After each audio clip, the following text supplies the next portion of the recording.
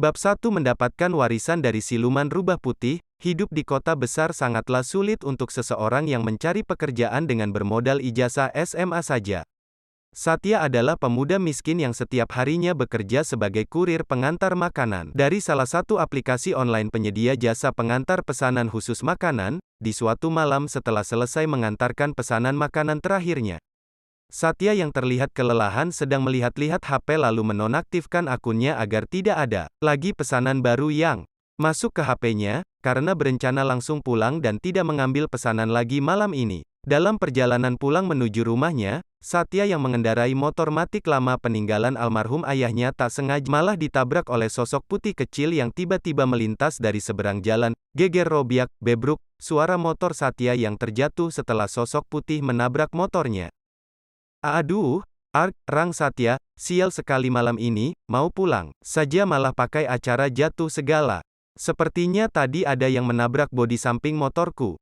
Gumam Satya sambil berusaha bangun serta mengangkat motornya yang jatuh di jalan.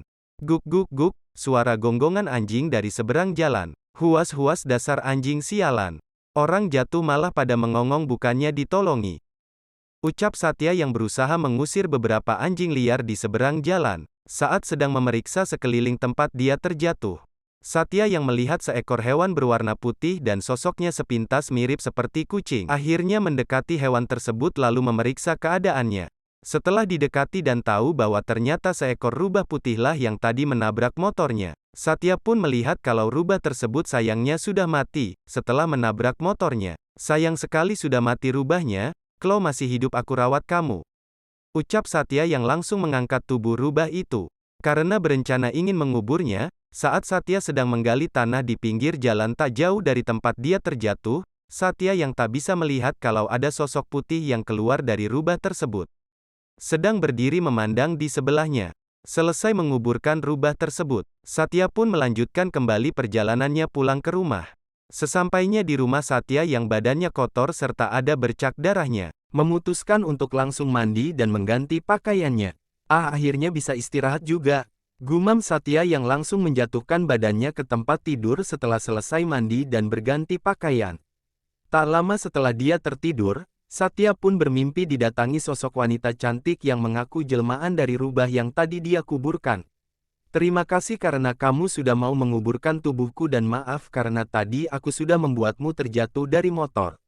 Ucap sosok wanita cantik yang menemui Satya di mimpi. Siapa kamu dan apa maksud ucapanmu itu? Aku tidak merasa menguburkan tubuhmu dan kamu juga tidak membuatku jatuh dari motor. Jawab Satya yang masih bingung dengan ucapan dari sosok Dewi di depannya. Aku Dewi dari rubah, jiwa dari rubah putih yang kamu kuburkan tadi. Karena sekarang aku sudah mati dan jiwaku telah menyatu dengan dirimu, maka aku mewariskan ilmuku kepadamu. Pergunakan kekuatan ini untuk menolong orang dan jangan kau gunakan ilmuku untuk mencelakai orang lain. Ucap Dewi Rubah.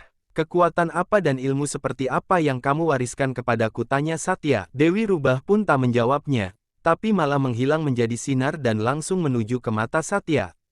Aduh, mataku perih dan panas sekali. Apa yang wanita itu lakukan pada mataku, ucap Satya yang terbangun dari tidurnya. Karena merasakan sakit di matanya. Hampir 10 menit mata saya merasakan perih serta panas lalu berangsur-angsur menghilang rasa sakitnya. Ilmuku sudah aku wariskan padamu. Pergunakanlah kekuatan mata Golden Blue itu untuk menolong orang dan dalami ilmu-ilmuku lainnya. Ucap Dewi Rubah yang suaranya terdengar di kepalanya. Apa kegunaan kekuatan mata Golden Blue ini, serta apa saja ilmu-ilmu yang aku warisi? Tanya Satya. Beberapa saat menunggu jawabannya, suara itu pun tak lagi terdengar.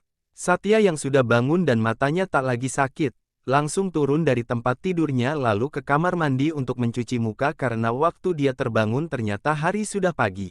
Pagi-pagi sekali sudah bangun Kak, biasanya jam segini masih tidur, tanya Ratna adiknya Satya. Memang sekarang jam berapa dan kenapa kamu belum berangkat sekolah, ucap Satya yang balik bertanya.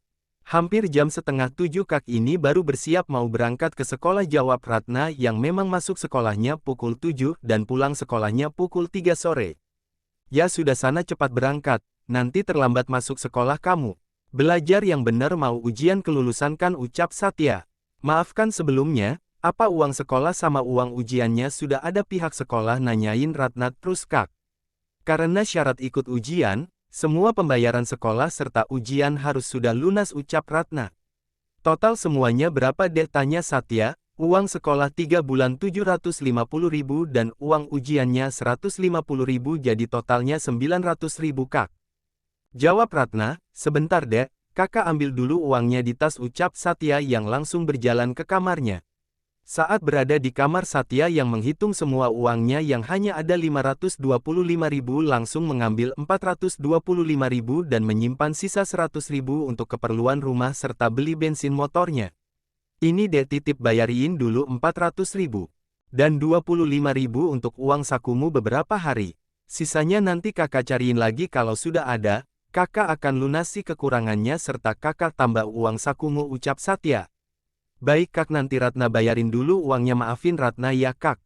Karena masih menjadi beban buat kakak balas Ratna yang mulai menangis melihat wajah kakaknya yang terlihat kelelahan. Apa yang kamu katakan itu sudah menjadi tugas serta tanggung jawab kakak untuk mencukupi kebutuhan rumah. Tugasmu sekarang hanya belajar dan setelah lulus kamu harus kuliah agar bisa sukses nantinya. Soal lainnya itu urusan kakak sekarang cepatlah berangkat dan jangan sampai terlambat ke sekolah ucap Satya. Melihat adanya menangis hati Satya pun sebenarnya terasa sakit selama ini dia sudah bekerja keras dari pagi hingga pulang tengah malam masih saja hasilnya belum bisa mencukupi kebutuhan rumah. Harus mencari di mana kekurangannya. Belum lagi biaya untuk berobat ibu gumam Satya dalam hati saat berada di dalam kamarnya Satya yang teringat dengan kemampuan mata Golden Blue. Nya menjadi berpikir bagaimana cara menggunakannya serta apa kegunaannya mata Golden Blue bisa berfungsi bila kamu berkonsentrasi saja dan kegunaannya sementara ini hanya bisa menembus benda apapun serta melihat aura pada benda ucap Dewi Rubah.